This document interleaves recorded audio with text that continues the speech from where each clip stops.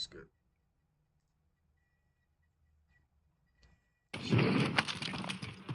I got an armor up. Don't forget you got an armor up, buddy. If you have it. I don't know.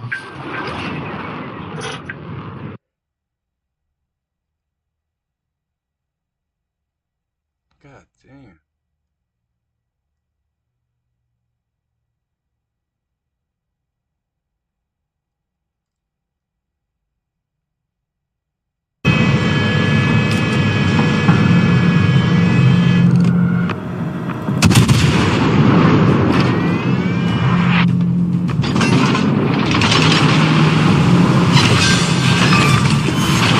We've destroyed an enemy cruiser.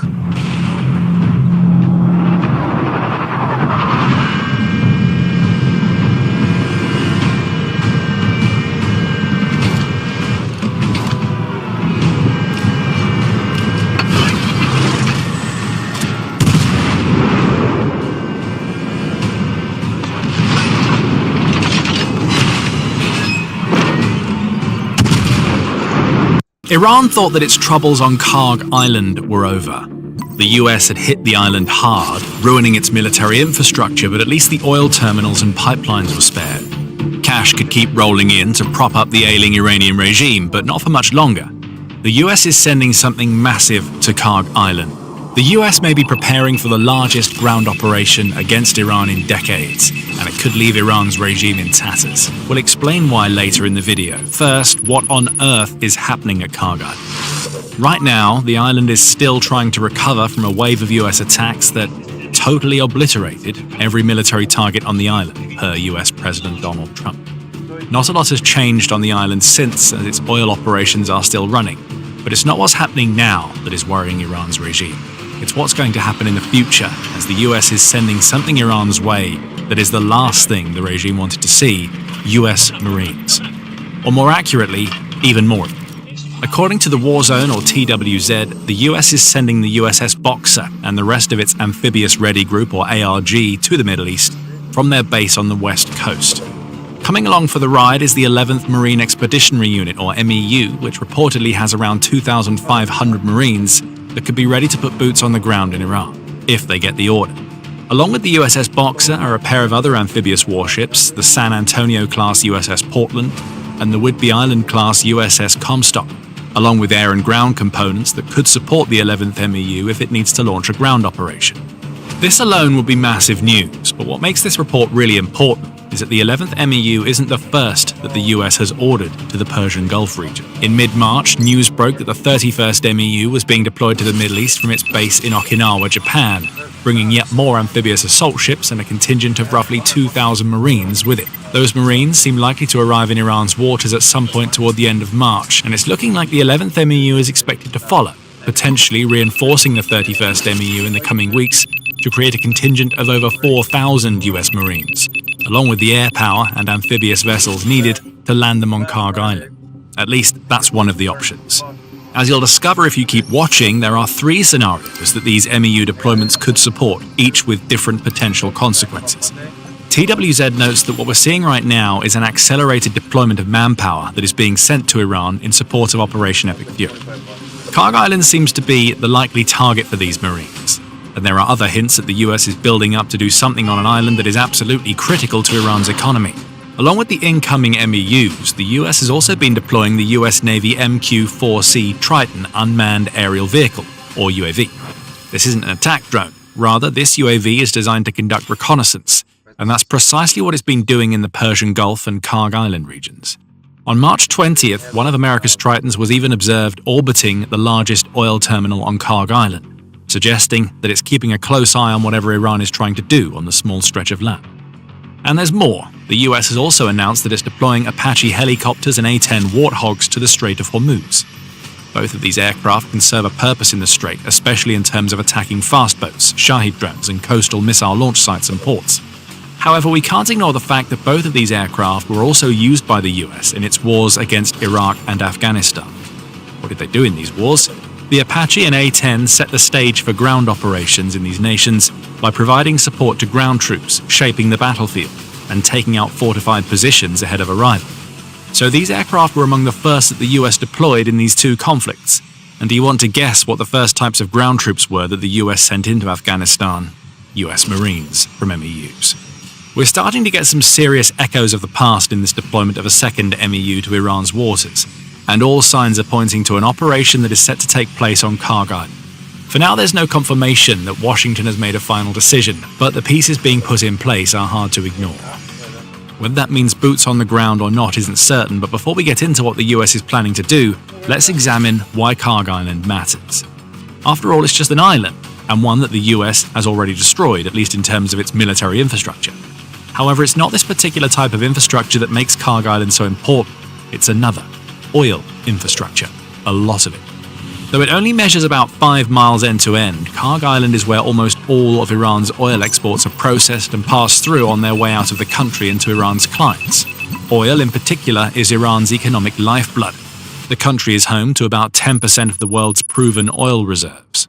It's on Karg Island that the terminals and pipelines are located that pump Iranian crude and refined oil products onto tankers, which then ship the oil to other countries. According to CBS News, Karg Island historically handles anywhere between 85 and 95% of all Iran's crude oil exports, and that is a major problem for Iran. Crude oil prices recently surged during the crisis, before pulling back slightly due to Operation Epic Fury. Due to the situation that Iran has created in the Strait of Hormuz, Karg Island is key to the Iran regime and its ability to keep the cash flowing into the country. The most recent figures we have for Iran's crude oil revenue come from 2024, which is the year that the Tehran Times claimed that oil revenue topped $46 billion for the country.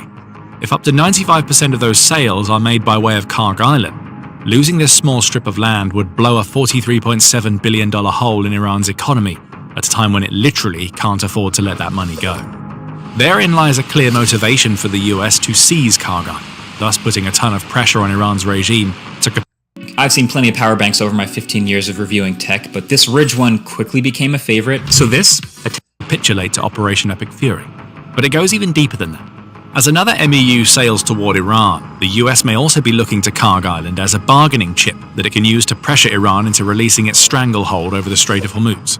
The one thing that Iran can rely upon to perhaps place enough pressure on the US to end Operation Epic Fury is its ability to halt shipping through the Strait of Hormuz. Billions of dollars of cargo pass through the strait annually, including about 20% of the world's oil, along with 20% of all liquefied natural gas.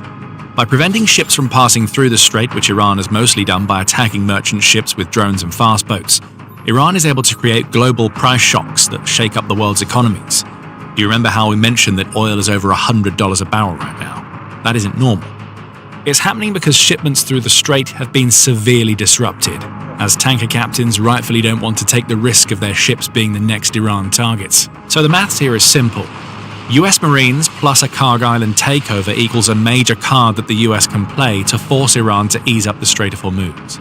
If Iran is going to bring the world's oil and gas supplies to a standstill, the US can respond by snatching away billions of dollars from the Iranian economy.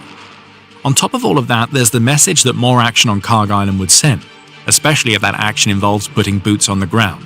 According to former US Central Command or CENTCOM commander Joseph Votel, that message would be twofold and directed at both Iran and the many nations that rely on the Strait of Hormuz. I get that it has an informational and kind of messaging advantage against the Iranians that we are on their territory, and it may send a message to the broader energy community that we are safeguarding these vital Iranian infrastructures, Votel told TWZ in a March 20th interview. Boots on the ground would indeed tell Iran that the US is serious, as well as communicate to other nations that America is doing what it can to solve the Strait of Hormuz problem. The 11th MEU heading to the Middle East to join the 31st MEU reinforces that message. However, taking that approach with Karg Island does present some challenges, as we'll get to in a moment. But before we do, there's a lot more where this came from. If you're getting value from the military show, remember to subscribe to the channel so you never miss a video. Now, earlier we told you that there are 3 approaches that the US could take now that it's sending another MEU towards Karg Island. Boots on the ground is the most obvious, and we'll be getting to that approach in a few minutes. But less obvious and perhaps much less risky is the idea that the US could be planning to use its MEUs to form a small naval blockade around Karg Island that will stop Iran from exporting its oil. This would be a case of the US giving Iran a small taste of its own medicine by stopping merchant ships from doing what they came to do, albeit without the added terroristic element of attacking these ships. But as TWZ notes, it's certainly an option. Remember that it's not just MEUs that the US is sending to the Middle East right now. It's also sending a pair of ARGs, which amount to about half a dozen amphibious warships that the US could use to prevent merchant ships from getting access to the Karg Island terminal. The US also has several carrier strike groups in the Persian Gulf region. However, deploying warships from those groups may not be an option, as doing so would leave their associated carriers more vulnerable to Iranian counterattacks. The idea behind a blockade would be to neutralize Karg Island as a factor for Iran in Operation Epic Fury without taking the risk, militarily or politically, of placing boots on the ground. The US could claim to be avoiding an escalation of Operation Epic Fury while still hitting Iran where it hurts. And there is a certain sense of justice in the idea of trading one blockade for another. However, the obvious challenge with this solution would be that the US would have to make its incoming ARGs close to sitting ducks for Iranian drones and missiles. After all, a blockade that doesn't involve zipping in, attacking merchant ships, and getting out, as Iran is doing in the Strait, requires warships to actually block any vessels attempting to make it to Karg Island. Iran's coastal missile launch sites would get opportunities to strike. But then perhaps that's why A-10s and Apache choppers are being deployed in the Persian Gulf region. The former, at the very least, is a well-suited choice for taking out these coastal launch sites before they become problems for the US. Still, this challenge of dealing with the Iranian response to what the US does next on Karg Island exists for the second and seemingly most obvious option that the US has for the strip of land, putting boots on the ground.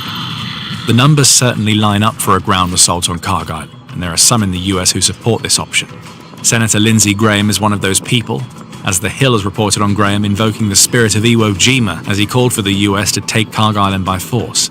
Here's what I tell President Trump: keep it up for a few more weeks, take Karg Island where all of the resources they have to produce oil, control that island, let this regime die on a vine, Graham declared when speaking to Fox News on Sunday. We still don't know how close the US is to making this particular decision, though it appears that plans are being put in place. Beyond MEUs heading to the Middle East, along with everything else that we've mentioned that could support a ground operation, CBS News reported on March 20th that Pentagon officials have already drawn up detailed plans for deploying US ground forces into Iran. Even Trump himself is using misdirection to prevent people from figuring out what he has planned. "No, I'm not putting troops anywhere," he said to reporters in the Oval Office on March 19th, before quickly adding, "If I were, I certainly wouldn't tell you." So a ground operation might be coming, or it might not. If it does, the number of US Marines that the US is sending in the direction of Karg Island should be more than enough to take the small strip of land. Votel suggests that the US would probably need between 800 and 1,000 of its Marines to push whatever's left of Iran's forces off Karg Island. The Sunday Times disputes that figure, suggesting that even the 2,200 Marines or so that are with the 31st MEU may not be enough to take Karg Island, with the number needed likely to depend on how many Iranian soldiers were killed during America's initial strike against the territory. A large deployment may be needed to hold the island and secure a perimeter around it. Perhaps that's why a second MEU is on its way to the Middle East right now. It's better to have too many Marines and not need them than to have too few and wind up losing those that you need. But what the US has in its incoming MEUs are operators who are trained for precisely this kind of operation, and they're being supported by appropriate intelligence, along with air power that has already set the stage for a ground operation and continues to work in the Strait of Hormuz to make such an operation as safe as possible. Add the artillery, armored vehicles, choppers, and the F-35B vertical takeoff fighter jets that are arriving alongside the MEUs heading toward Iran, and you get a force that should offer more than enough to tackle Iran's fractured troops on Karg Island. Taking Karg Island likely won't be much of a problem, especially if the US launches more airstrikes before the arrival of its MEUs. Keeping it, however, brings up the same issues that could affect America's ships if it attempts a naval blockade.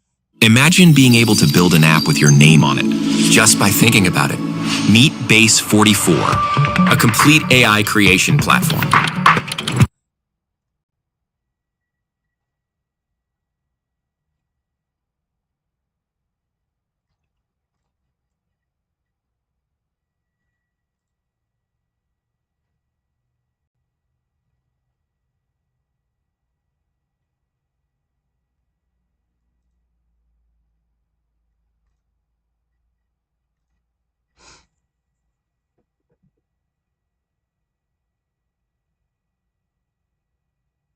The fuck is this?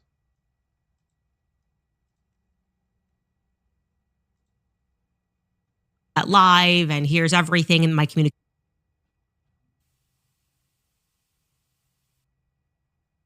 guys. Happy Wednesday. I can tell you right at the top that Nick Shirley got back to me. I was super grateful. We'll discuss that. It's so great when people are normal and just respond, and then you know the truth, and then you can share it.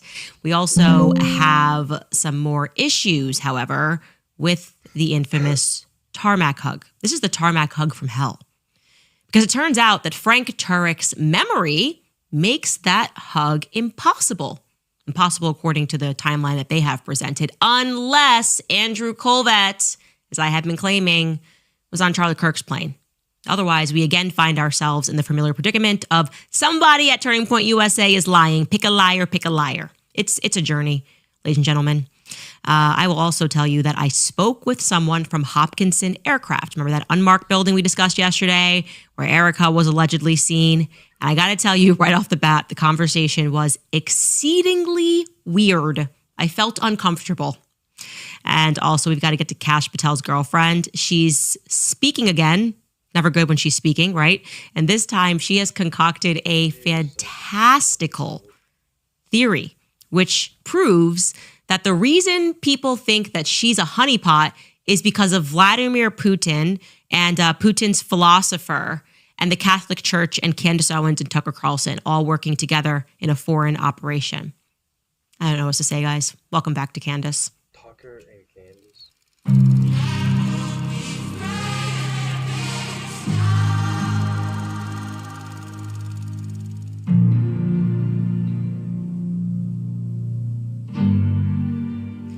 All right, you guys, Nick Shirley, top of show. He got back to me, and like I said, I am grateful.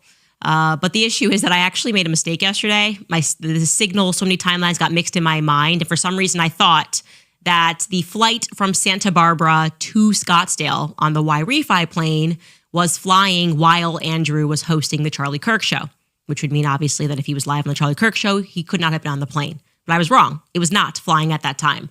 The Charlie Kirk show was hosted in its entirety before that plane took off from Santa Barbara to Scottsdale at 12:28 Mountain Time. So this plane actually left Santa Barbara just 5 minutes after Charlie Kirk was shot, and then it went to Scottsdale. And so Nick Shirley was very kind and gave me the details, and it's like, oh no, that I did actually do that live, and here's everything in my communications about it. And then I realized, oh my gosh, I was completely confused. I was looking at the plane while it was flying to Santa Barbara. If my theory is that it picked up Andrew Colvett, that was its dead leg from Provo. I can also tell you that we have since been able to confirm that YRefi plane is in fact equipped with Wi-Fi. Again, we are calling it the YRefi plane only because Erica told me that that's who was aboard the jet, because it first goes from Scottsdale to Provo. And she alleges, and I don't believe her, that was carrying Lane Schoenberger, the CEO of YRefi. And then it does what I presume is a dead leg from Provo to Scottsdale. That's the one that I got mixed up on. No one was actually on that plane while the Charlie Kirk show was live. And then it goes from Santa Barbara to Scottsdale. So Andrew would, of course, have been able to message while he was aboard that particular jet. Accordingly, there's been no change, but thank you to Nick Shirley for immediately getting back to me and confirming that was an authentically live show that took place within the 9 and 10 o'clock a.m. Pacific block. So here is our calendar again of the ongoings on that day, so you can see when Andrew is not available and when that YRefi plane is flying. You can see how I got mixed up. And I was just wrong. It happens. Moving on. A very interesting find from my producer, Mr. Frank Turek. I have told you this man, Frank Turek, he is the only one that I feel like did not at all quiver. He has been just consistent. He acted the right way when the shots rang out. He ducked. Yeah, he got a little angry afterward and said I was the devil. She's the devil. Don't listen to Candace Owens. But he was tight on the alibis, the timelines. He presented information in just the right way. We have not been able to catch Frank Turek in any lies, right? Frank Turek hasn't made any mistakes, is what I'm saying. Well, I'm grateful for many things, and Talkspace therapy is one of them. Because Adam and I have been through a lot. Deployment, the nation. He said a lot. He said a lot on his own podcast. And I want to remind you that Frank Turek himself is a military guy. Okay. He is a former Navy officer. He also has sons in the military, I think in the Air Force and the Navy. Don't quote me on that. It's one or the other. And I mention that only because we all know that military men tend to be extraordinarily precise when it comes to timelines, to time in general. They are reliable when it comes to keeping track of time. It comes with their general business. It's a stereotype that holds true due to their training. Okay. That's why they even have their own time, military time, right? So it makes it interesting that you're about to hear Frank approximate what the exact or ish time was that Erica Kirk arrived at the hospital. Take a listen to what he had to say. And then when Erica got there, she spent a lot of time talking to she probably got there, I don't know, somewhere around 4 p.m. maybe. And she spent a lot of time, as you could imagine, talking to the surgeon and talking to the hospital staff and seeing Charlie. Fuck this one. Oh. 4 p.m. Ladies and gentlemen, we have a problem. We have